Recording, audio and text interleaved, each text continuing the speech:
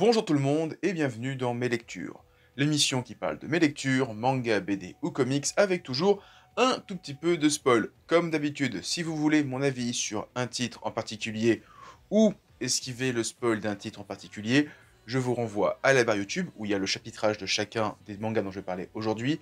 Pareil en description, il y a tout le timer. Tant que j'y suis en description, il y a un lien vers tous mes réseaux, Twitter, TikTok, Instagram et j'en passe. Et me suivre là-bas, je poste régulièrement, enfin j'essaye. Tant que j'y suis aussi, avant de commencer, petit pouce bleu, laissez un commentaire, partagez, ça fait toujours plaisir et ça permet à la chaîne de grandir tout doucement mais sûrement. Et sur ce, on commence maintenant. On commence d'abord avec la suite des abonnements de Meian. Donc j'ai reçu le tome 17 à 20 de Karakuri Circus et le tome 13 à 16 de Baki. Donc je vais parler des deux l'un après l'autre. Oui, comme il y a eu une semaine où j'ai pas sorti de mes lectures, bah, je fais un double Karakuri Baki, et après, si le rythme est normal, il y aura une semaine sur deux Karakuri Circus, l'autre semaine Baki. De toute façon, sur Instagram et TikTok, je fais une semaine Karakuri, l'autre semaine Baki. Donc, le tome 17 de Karakuri Circus vient mettre un terme à l'épilogue, l'acte final de Karakuri, donc qui revenait sur l'origin story du père de Masaru, et donc... dans ce tome-là, en fait, on nous explique ce qu'on était censé avoir compris dans le tome, à la fin du tome 16, à savoir qui était le père de Masaru. Mais comme les personnages qui gravitent autour de l'histoire ne sont pas au courant de tout, parce qu'en fait, nous, ce qu'on sait de l'histoire de Karakuri Circus, on le sait à travers différents flashbacks que certains personnages ont vécu, mais genre par exemple, l'histoire de Beijing et de son frère, là, les deux frères qui ont créé la pierre flasque, il y a que Narumi qui est au courant de ça. Les autres personnages ignorent l'histoire de tout ça. Et ben nous maintenant, on sait tout ça, on était au courant on s'en avait compris. Mais il faut expliquer au personnage qui est vraiment le père de Masaru.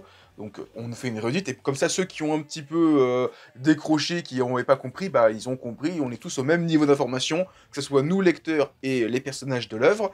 Et waouh, parce que il y a un autre effet waouh, c'est que on découvre que le père de Masaru est encore en vie. Il n'est pas dans Masaru. En fait, c'était Faceless, le chef des Shogane O, qui pouvait changer d'apparence et de visage. Et tu te dis, bah ouais, c'est complètement logique, parce que bah, c'est ce qu'on nous avait parlé du père de Masaru, qui pouvait changer l'apparence de son visage. Et Faceless avait cette facilité-là aussi. Et je me dis, merde, comment je fais pour pas m'en rendre compte tout de suite, tellement c'était évident. Et donc, bah, après toutes ces explications, là, on sent on a passé un cap important dans Karakuri Circus, qu'on va peut-être avoir une ellipse, parce que là on nous dit oui, si t'arrives pas à m'empêcher de récupérer Eleonore, je l'enlèverai, etc. Donc potentiellement, peut-être une ellipse, on va voir Masaru plus grand, plus fort, plus vaillant, qui se sera fait entraîner par Gilles pendant un an. À voir, en tout cas là on va voir un Masaru déter, parce qu'il va récupérer les trois marionnettes de son père, donc Jack O'Lantern, Captain Nemo et le gros balèze, donc je crois que ça s'appelle Héraclès, ou un autre truc comme ça. Vraiment, j'ai hâte de lire la suite, parce que je m'étais arrêté plus ou moins à ce tome-là, au tome d'avant, enfin par rapport à l'animé sur Prime. Donc là, je vais avoir 9 tomes totalement inédits. Je suis pas prêt. Clairement, je suis pas prêt. On parle maintenant de Baki, tome 13. Donc avec le tome 12, on avait débuté le méga tournoi de la mort qui tue des Tokugawa, donc sous le Tokyo Dome. Donc bah, le tome 13, c'est la suite de ça. Donc on va enchaîner combat sur combat. Je vais pas non plus énumérer chacun des combats, parce qu'ils sont pas... Enfin, ils sont bien, mais comme je connais la suite de Baki, forcément, là je me dis, ah, les combats sont mignons pour l'instant. Par la suite, ils vont devenir monstrueux. On va avoir un petit combat avec Katsumi Orochi, donc le fils de Doppo Orochi, face à un Anglais qui est fan de lutte, et qui lui disloque les articulations, sauf que bon, il va affronter ce personnage-là en couverture, Katsumi, qui est un monstre de judo. On découvre, comment il s'appelle, j'ai plus son nom, c'est le judoka, non, le maître de kung-fu, dont j'ai oublié le prénom, excusez-moi, c'est Kaio Haretsu, qui va avoir un méga arc dans la suite de Baki, qui est un combat où les Jumei, quand il dit « Oui, le niveau où t'es aujourd'hui, c'est le niveau du Kung-Fu il y a 3000 ans, t'as aucune chance contre moi ». C'est génial, t'as, comment il s'appelle, Anoyama qui affronte un mec, un boxeur, il se fait péter les dents, mais à la fin, bon, il gagne. C'est les premiers combats. Là, c'est les petits combats, c'est les petits combats de chauffe. À la suite, qu'on va voir les personnages vraiment costauds, on va avoir un Kaioretsu contre un autre personnage vraiment costaud. On va voir des gros combats de bonhommes. J'ai hâte de lire la suite. En tout cas, Baki, là, on va rentrer dans ce que j'aime beaucoup dans Baki. Un enchaînement de combats, de techniques, d'arts martiaux différents qui s'affrontent.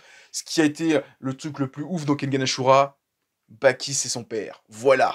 Ah oui, tant que j'y suis à parler de Kengan Ashura, je sais pas si vous êtes au courant, mais dans quelques semaines, on va voir la suite qui arrive chez Meian. Kengan Ashura Omega. J'en parlerai sur la chaîne, vous inquiétez pas. J'ai hâte de lire ça, ça va être le parfait complément, le parfait palliatif quand j'aurai fini Baki. Kengan Ashura Omega. On veut de la bagarre, on l'a, et ça c'est bien. Ensuite, on parle de design de Daisuke Igarashi, donc c'est cette histoire de science-fiction où on va suivre des humains génétiquement modifiés qui sont mi-hommes, mi-animaux, c'est des hybrides. Et en fait, entre guillemets, hein, grosse guillemets, défaut que je pressentais sur le tome 1, je le ressens sur le tome 2, c'est que c'est assez touffu comme histoire, et que déjà j'ai du mal à me souvenir ce qui se passe dans le tome 1, donc je pense que je vais m'acheter les 5-6 tomes de la série, je crois qu'il y en a que 5 en tout, et que je lirai quand la série sera complète, parce que c'est super bien dessiné, l'histoire est vraiment cool, mais j'avoue que j'ai déjà un peu décroché de l'histoire, parce que je lis beaucoup de choses, que le tome 1 est sorti, bon, il n'y a pas si longtemps que ça, mais je le sentais avec le tome 1 que ça va être une histoire assez touffue et que je préférais la lire en intégralité, et ça se confirme avec le tome 2. Peut-être que j'en reparlerai, peut-être que je relirai les deux premiers tomes pour le tome 3, je sais pas encore, mais en tout cas, j'ai pas grand chose à dire. Encore une fois, c'est bien dessiné, il y a des planches qui sont ouf, l'histoire avec les personnages, mais j'avoue que je me souviens plus trop de qui est qui dans le tome, par rapport au tome 1, donc je préfère ne pas en dire plus, mais en tout cas, lisez Design, c'est bien dessiné, l'histoire est cool. Lisez Les Enfants de la Mer, qui sort cette Delcourt Tonkam dans une réédition avec les pages couleurs, grand format, qui est du même auteur, qui est génial, qui par contre, j'apprécie mieux l'histoire parce que j'ai vu le film qui est sorti il y a quelques années, donc j'ai encore en mémoire tout ce qui s'est passé dans l'histoire. Là où Design, je découvre, et je pense que j'apprécierai, encore une fois, plus la série dans sa totalité plutôt que tome par tome, où je vais peut-être me dire «Ah, c'est pas si bien que ça», alors qu'en fait c'est bien, mais c'est juste que comme je n'apprécie pas l'histoire dans sa pleine mesure, bah, j'apprécie pas le titre. Ensuite, on va parler d'un gros bouquin, le tome 16 sur 17 de Cobra, The Space Pirate Cobra. Donc c'est l'avant-dernier tome de l'édition couleur de chez Isan de Cobra, de Buichi Terasawa, hein, je le précise. Hein. Et donc c'est l'histoire de Salamandar qui est en deux parties, qui alors si ma mémoire est bonne, était le méchant final de l'animé Cobra, alors que dans le manga en noir et blanc qui est sorti chez Black Box il y a quelques années, l'histoire de Salamandar c'est le tome 4-5, peut-être le tome 6. C'est la moitié de l'histoire, et donc c'est censé être le grand chef de la guilde des pirates, donc qui va être une histoire en 2 tomes, une grosse histoire avec Salamandar. Je me souviens de la fin, sur qui est vraiment Salamandar, donc c'est le shogun gigantesque, chef des pirates, hein, comme j'ai dit, mais il y a un plot twist à la fin, à la fin de l'histoire, voilà. Donc c'est particulier de se dire qu'on finit l'histoire de Cobra en couleur avec Salamandar, alors que, je vous l'ai dit, hein, dans le manga, c'est la moitié, et dans le manga, en fait, comment il s'appelle, enfin c'est pas, j'allais dire David Bowie, Crystal Bowie, dont son prénom est inspiré de David Bowie. C'est pas Crystal Boy, c'est Bowie. On m'avait expliqué ça il y a quelques années quand l'édition était sortie en couleur.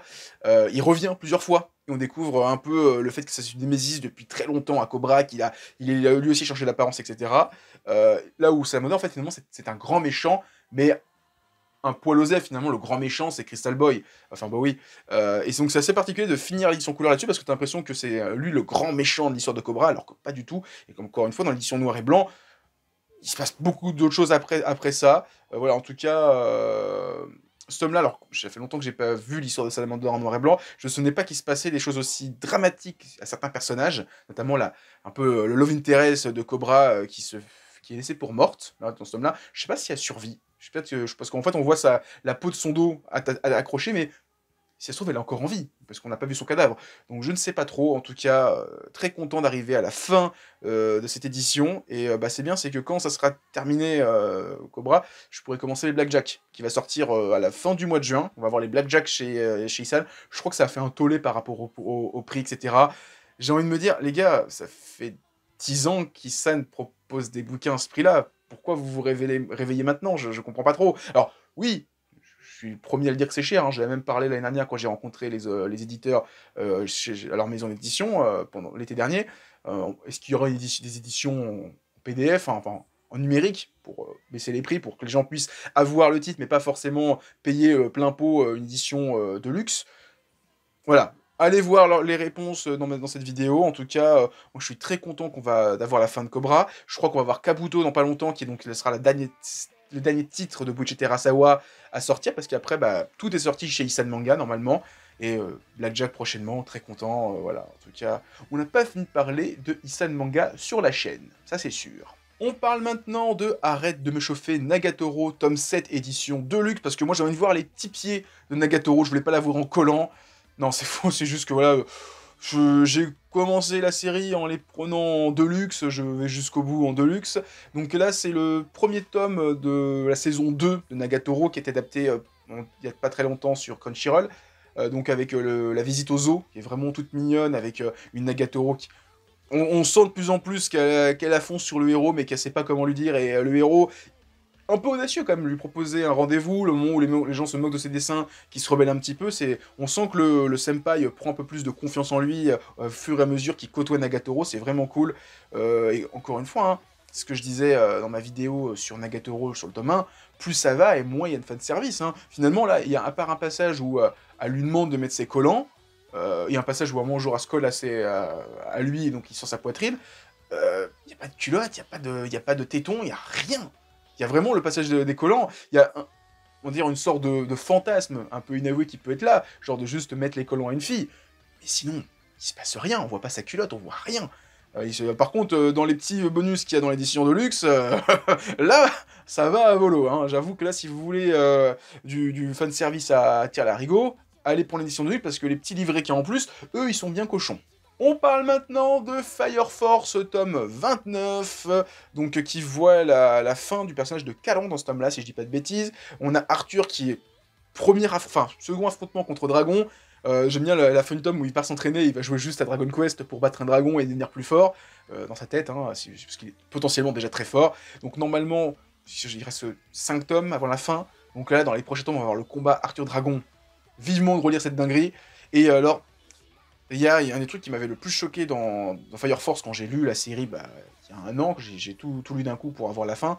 C'est dans ce tome-là, c'est quand il y a un personnage qui t'explique l'apparence qu'elle avait avant, et qu'après, en fait, au lieu d'avoir un personnage dessiné, on a des photographies d'un personnage, et qu'on nous explique que le monde d'avant Fire Force, c'est notre monde.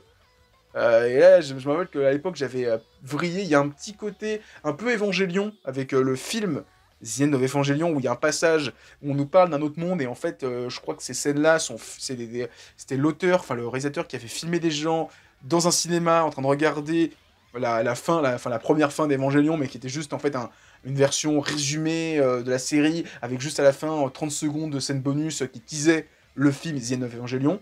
Et je crois qu'il y avait un passage un peu comme ça, si ma mémoire est bonne, qui m'a rappelé vraiment Evangelion dans Fire Force, avec un vraiment petit côté méta sur le fait de qui on est vraiment dans notre place dans la série. Vraiment très très cool, vivement les prochains tomes, vivement la fin de Fire Force, qui est vraiment une très bonne série. Ça faisait longtemps que je l'attendais, le tome 6 de Shaman King, The Superstar. Je crois qu'il a mis un an ou deux à sortir au Japon parce que l'auteur était soit malade, soit sur d'autres projets, je sais pas trop. Je crois que les prochains tomes vont mettre un peu de temps parce que le tome 7 est toujours pas sorti au Japon. Là, j'avoue que j'ai commencé le tome en étant un peu surpris parce que dans ma tête, on était encore avec Anna, donc le héros, le personnage principal, qui était en train de se réincarner, chercher un fantôme, etc. Donc là, ça m'a paru un peu bizarre de le voir dans le monde réel. Je pense qu'il faut que je me relise le début de Superstar, j'ai un peu oublié des choses. Mais sinon, c'était un super tome. On découvre des choses sur l'un des potes, enfin l'un des personnages principaux de l'œuvre. Donc c'est le Yankee, un petit peu, dont j'ai oublié le nom, je crois que c'est Banco ou Anko ou Ganko, je sais plus. On découvre dans ce tome-là, en fait, que c'est une fille. Donc c'est très drôle. Alors, je pensais qu'il allait avoir un truc, un mode ah, maintenant que tu sais que je suis une fille, ougou, je deviens un peu plus girly. Non, le personnage se considère comme un garçon. Je trouve ça très drôle qu'une série qui a commencé dans les années 90 avec des personnages qui font très années 90, maintenant on les suit à notre époque, ils sont censés être au 21e siècle, et ils ont des problématiques d'enfants du 21e siècle. Hein. Typiquement, ce personnage-là, il est sur la transidentité, c'est très, très intéressant. Et en plus de ça, là, on a aussi le personnage de Yavis, le grand méchant, qui rassemble ses sbires.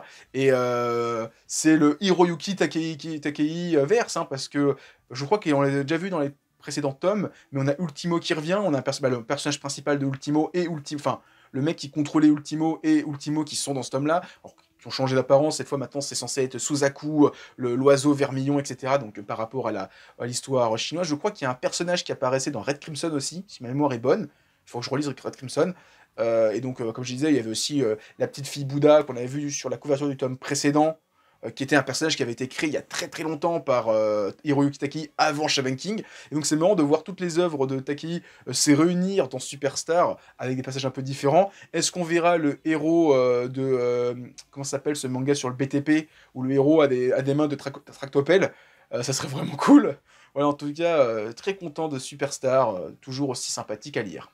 Dernier manga de cette vidéo avec le 5e tome de Day Dark, alors qui n'a pas de petits dessins en plus sur le tome, c'est juste qu'en fait le tome joue sur des filtres de couleurs.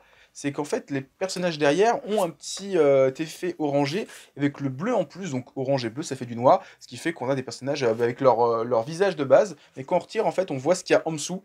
Donc c'est assez intéressant de voir les personnages de faire des grimaces sous leur masque, etc. Voilà, c'est un petit effet particulier.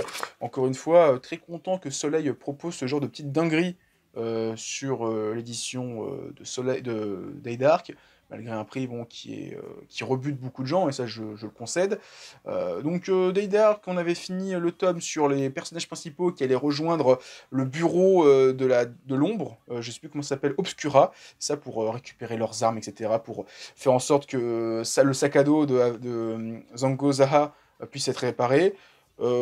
Toujours aussi cool, alors toujours aussi perché aussi Day Dark, j'avoue que je lis les tomes, et j'ai du mal à me faire un résumé assez clair et précis, concis de tout ce que j'ai lu, ce qui est très compliqué pour vous dire lisez, c'est trop bien, parce que autant d'euros et d'euros, j'ai eu le temps de le lire, de le relire, de le digérer, de l'absorber, de bouffer des gyoza, etc.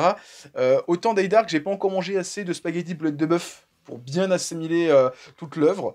Donc à part vous dire que c'est trop bien, c'est génial, lisez-le, pas dire grand-chose. En tout cas, ça reste toujours très plaisant à lire. Alors j'avoue que je comprends pas encore forcément complètement tous les délires où on voit Sanko Zaha, donc le personnage principal, dans des flashbacks où il est à l'école et qui rencontre Death de la mort. Là j'avoue que pour l'instant ces chapitres-là, je les lis, je fais ok. Qu'est-ce que tu veux me raconter, Kyo Yashida, je sais pas trop. Donc on verra par la suite, en tout cas, Day Dark, c'est toujours aussi bien. Je vous conseille toujours autant, même si je sais pas pourquoi je vous le conseille, pour l'instant. Et on finit la vidéo avec un comics, Les Seigneurs de Bagdad. Donc c'est de Brian K. Vaughan et Nico Henricon.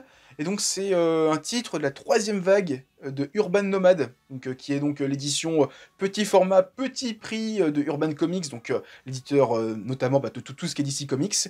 Et donc là c'est un bouquin de 136 pages, un récit complet, donc c'est un one-shot, à 5,90 €. Moins cher que le moins cher des mangas. Enfin, sauf les mangas nouvelles graphiques, ça à bas prix, voilà. Donc là c'est vraiment une sorte d'édition pour concurrencer, voilà, essayer de jouer un petit peu dans la cour des mangas, donc avec des titres pas très chers. Les plus chers, je crois, de cette collection, c'est des bouquins qui font 400 et quelques pages, qui sont à 9,90 €, entièrement en couleur, et qui, comme j'ai dit à chaque fois, moi, à chaque fois, j'ai un petit peu peur que ça soit un peu illisible, et finalement, c'est aussi lisible que lire un manga, donc c'est très plaisant. Donc, Les Seigneurs de Bagdad, c'est une histoire, on va suivre des animaux, des lions, comme on le voit sur la couverture, qui sont donc, on va en suivre 4, donc le lion qu'on voit en couverture, qui s'appelle Zil, on va suivre Nour, sa compagne, on va suivre Sofa, une lionne plus âgée, et qui a le visage balafré, et Ali, un petit lionceau. Et donc ils vivent dans un zoo à Bagdad, donc en Irak, le jour où il y a les avions américains qui viennent pour se venger du 11 septembre. Et donc le zoo est détruit, les animaux se libèrent, dont les lions, et on va les suivre errer dans un Bagdad ravagé par la guerre. C'est ça l'histoire. C'est un récit complet. Alors au début, je dis, merde, putain, il y a que 136 pages, j'ai à la moitié, je dis, ah, ça va se terminer dans pas longtemps, c'est un peu triste. Et une fois que tu arrives au bout, tu te dis, ah, je comprends, mieux, tout ce que j'ai compris, ça serait tiré d'une histoire vraie, mais j'avoue que j'aurais aimé les voir vagabonder beaucoup plus longtemps dans différents, genre quitter complètement l'Irak, etc. Retourner peut-être dans l'Afrique, l'Afrique centrale, etc. Retrouver voilà, l'autre lion, mais bon, eux qui auraient vécu en captivité seraient plus comment affronter des vrais lions. Il y a des passages vraiment très très cool. Alors il faut savoir que c'est donc imaginé par Brian Kevogan, donc, qui est l'auteur de Y, le dernier homme, qui est aussi dans l'édition Urban Nomad. Saga et Paper Girls, alors que j'ai pas lu par contre ces deux-là, et réalisé par Nico Enricon, donc qui a écrit notamment Fable, qui est aussi dans l'édition Urban Nomad. J'en suis au tome 4, c'est vraiment super bien. J'en parle prochainement parce que j'ai pris les tomes de. J'ai tous les tomes de Fable et je continue la série qui est vraiment super bien. En tout cas, là, on est à une trentaine de tomes chez Urban dans cette édition-là. Il y a de tout. Il y a du super-héros, et du Batman, du Flash, du Superman, il y a du Justice League, il y a des séries plus courtes, comme ce récit complet, il y a des récits un peu plus longs mais plus courts, ou d'univers non d'ici. Il y a Watchmen, même si maintenant ça s'est rapproché, je crois qu'il va y avoir V pour Vendetta, il y a Fable, il y a Transmétropolitane, il y a Y le dernier homme, et je crois qu'il y aura d'autres trucs qui vont arriver prochainement.